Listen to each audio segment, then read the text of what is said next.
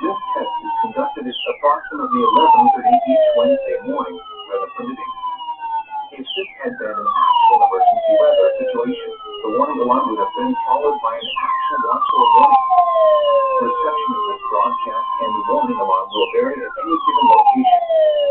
This variability, normally more noticeable at greater distances from the transmitter, will occur even if you are using a quality receiver in perfect working order.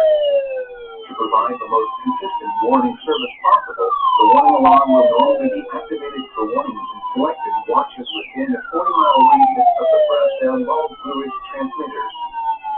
This includes the following Georgia counties under the brass-down bulb transmitter: Fannin, Lumpkin, Towns, Union, and White in Georgia, and Clay County, North Carolina. This includes the following Georgia counties under the Blue Ridge transmitter: Fannin and Gilroy in Georgia, and Cherokee County in North Carolina, and Polk County in Tennessee. This concludes the weekly test of the warning alarm system. We now return to our normal weather broadcasting.